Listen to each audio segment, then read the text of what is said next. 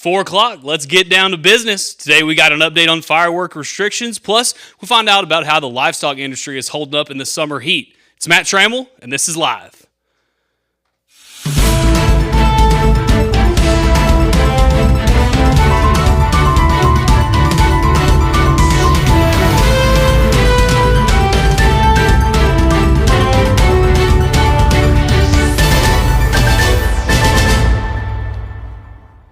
Today's show is brought to you by Jim Bass Cars and Trucks. If you've driven anywhere in the world in the past couple of years, then you've noticed a lot of empty lots on the dealership. As a big volume, big city store in a small town, Jim Bass Ford is fared better than most. But they can still use some vehicles. If you have an extra car or truck you'd sell, come by and let them give you a bid and buy it. You might be surprised. Go see them at Houston Hart and Arden Road, or visit them at bassbunch.com. And leading the news today, the Tom Green County Judge's Office on Tuesday released an update regarding the fireworks ban in the county. The original declaration banned all fireworks. The modified orders bans only fireworks classified as skyrockets with sticks or missiles with fins. Those may not be sold, detonated, ignited, or in any way used in Tom Green County. That means that fireworks which don't fly may be sold, used inside the county, but also only outside the city of San Angelo's limits. For more on this, check out the full article only on sanangelolive.com. In more news, a San Angelo man might be spending the next 4 years behind bars after he pleaded guilty to impersonating a police officer. According to court documents, 60-year-old Mitchell Glenn Allen was arrested after an incident on the Hunter block of Tuig in 2018. Police say that Allen approached a house and demanded in the door. He claimed that he was a police officer and that there was a child in the basement that he had to rescue. The resident, an 80-year-old man, demanded to see police identification, and that's when things went south. Allen pushed the man to the ground, injuring him, and then busted through the house's front gate. Police found Allen walking a few blocks away. When they asked him about the incident, he continued to act as if he was a police officer and even told them that he worked for the municipal court. Allen has been in the Tom Green County Jail since his original arrest and will now be shipped to a Texas prison. On Tuesday in Williamson County, 2 men died while working on a sewer line for a new housing development. The 2 men were over 20 feet deep in a small 2-foot space when the trench collapsed. The call first came in about 8:45 on Tuesday morning, though it took recovery teams roughly 16 hours to safely get the bodies of the 2 men. 40 individuals were involved in the recovery and were from the surrounding area. The cause of the trench collapse is currently unknown, and the Williamson County Sheriff's Office as well as OSHA will be investigating this tragic incident. The 2 individuals who lost their lives have yet to be identified, and their families have been notified. And finally, the Texas Department of Public Safety on Wednesday alerted the public that they will be stepping up traffic enforcement for the busy Independence Day weekend. And if you think that they're the only ones doing it, think again. Most law enforcement agencies, from game wardens to local police, typically increase patrol efforts to make sure everyone has a fun and safe weekend. After the break, Josh Blanek with the local Agrilife Extension Agency joins the show to talk about how the Concho Valley's livestock industry is holding up in the extreme heat and drought. We'll be right back.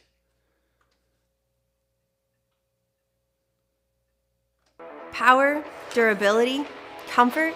This season, you could have it all with a bad boy in your garage. Every bad boy is built from scratch in the heart of America. Built to outlast the lifetime. Bad boys are fully welded with heavy gauge steel construction, engineered for all-day comfort, powered by high horsepower engines, and deliver the perfect cut. This season is the season for a bad boy. Mow with an attitude. Come get your bad boy mower at Henderson Tractor and Implement on Christoval Road.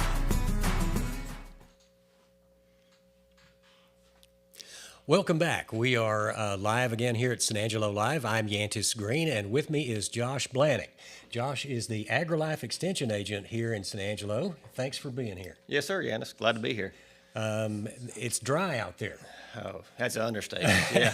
It's hot and dry, and we're in a drought. It is. And that's affecting the livestock business. It is. Water producers, water farmers and ranchers out there with livestock, what are they going through right now? There's no way around it. I mean, it's a serious situation. as a lot of people know, we haven't had a big rainfall since last October. Okay. If you really look back, a good widespread measurable amount of rain, except for a few showers here and there. So we got so far behind in our soil moisture profile. This spring, when things are supposed to green up, nothing came up, nothing greened up, provide any grazing. Yeah, they don't have anything to eat. Nothing to eat. Yeah, we grow most of our grass in this area really May and June. Okay. Our big grass growing months. So obviously we didn't grow any during that time. Okay. We were already behind. Livestock need something to eat to grow, make protein, and we just don't have it.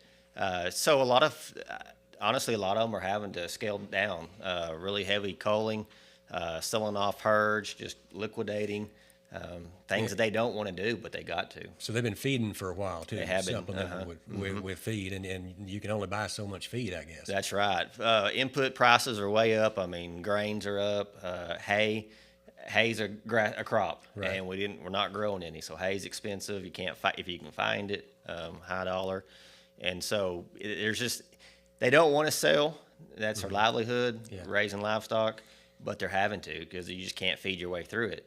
And then on the flip side, the damage you do to your pastures. I mean, if you just keep livestock out there, you're grazing it down. You have no, what we call turf on the top or roots, so when it does rain, then your water just runs off to your neighbor without that turf there to capture that rain and soak it into the ground. So the land needs the water as much as the livestock do. Yes, yeah. And that in the middle of this drought, that water's going away. It's disappearing. That's right. Oh, I don't know how many 100-degree days we've had so far already. We've had over 30. Over 30, yeah. And we talked about that last week, and we were talking earlier. I'm out at O.C. Fisher a lot, and that lake you can physically watch it go down from day to day. So rivers are drying up, streams are drying up, dirt tanks are gone. So I understand, and that's why we're talking about producers reducing the number of livestock they have. That's right. Yeah, and that's another struggle they have. A lot of them rely on dirt tanks or creeks for livestock water. A lot of the ones that do have wells, they're shallow and not real strong, and our water table's going down. And so if their wells aren't pumping enough water for the livestock, well, then you have no option but to sell. You have to get rid of them. We saw this back in, we were talking earlier, 2011 was a really, really tough year for producers and everybody because it was the height of the drought and the lowest point for water. So without any rain, and we were talking last week, they planted cotton. The farmers planted cotton, and so there's not going to be a whole lot of that. Where do the crops stand right now? The crops, our acreage is way, way down. I guess to back up, we planted sorghum and corn earlier in the spring. Okay. Our sorghum acres are down 10%. Corn was down, but then, and this was when what was planted was irrigated. There was no dry land. There was no topsoil moisture to get those seeds germinated, so it was all irrigated. Yeah. With the 100-degree heat and the wind blowing, even our irrigation's just supplemental, and it couldn't keep up. So yields are going to be down. There's going to be less grain sold here locally to the feed mills, and so behind there. And then as we moved into cotton planting, didn't get any better. We were lucky, had some rains in May, but with the heat right behind it and so far behind, it didn't last very long. We were talking last week with Bill Alford from over at Lone Star Gin, and he was saying, you can irrigate cotton all you want to, and crops all you want to, but that still does not equate to a good old rain. It doesn't do the same thing. No, man. An inch of rain is worth 10 inches of irrigation. Yeah, it seems like it. And no, he's right. We need a rain right now to get any type of dry land going. Yeah. And we need some rains to follow that. The irrigated is doing okay, but I mean it's behind and it needs some help from Mother Nature, definitely.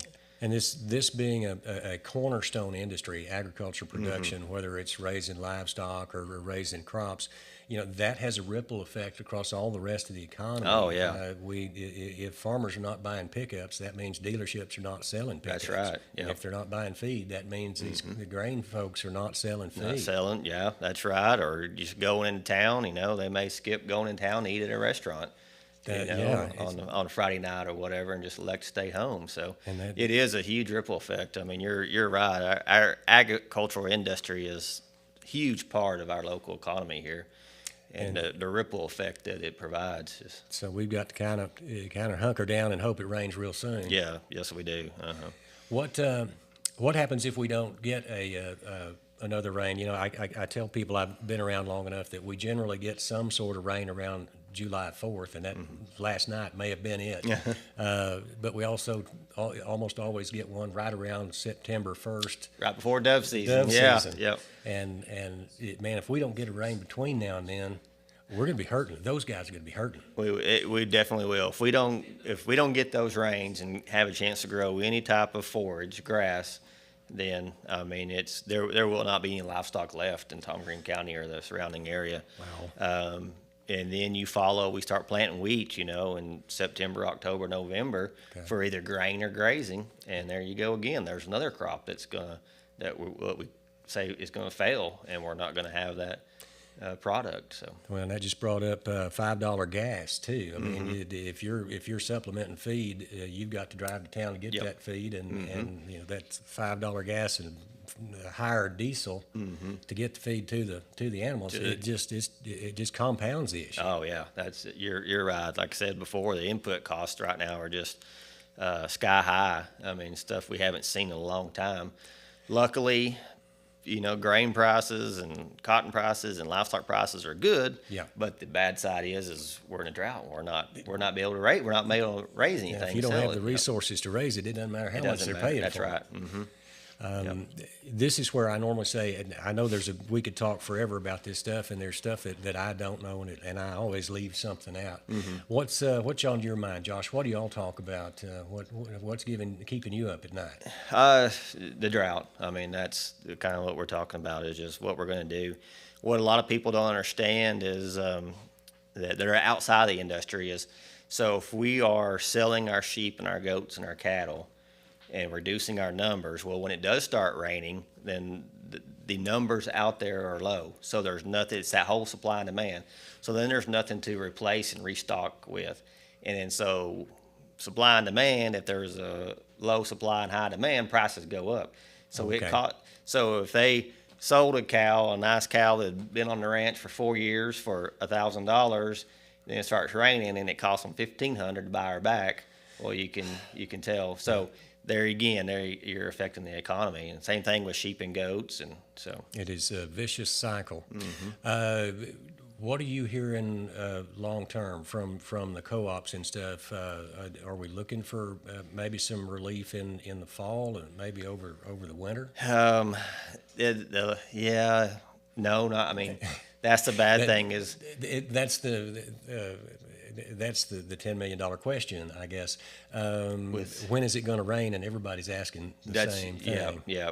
We just, like the old saying is, we're a day closer. But we watch the weather models and stuff like that, and I know you've had them on the show, and La Nina and El Nino and how all that works, and the jet streams, and our long range forecast is just not very hopeful. Yeah.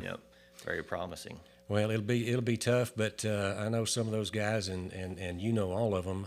They're tough people. They are, and most of them will weather the storm and lead us out of this drought when it breaks. That is one thing, it's not the first drought and won't be the last one. Won't be the last in San Angelo, Texas. Yeah. Josh, thank you so much for coming in today. Yes, sir. Appreciate it. If you ever have anything you need us to talk about, come back and see us. I'll do it. Thanks. All right. Thanks. Good to see you. Back to you guys.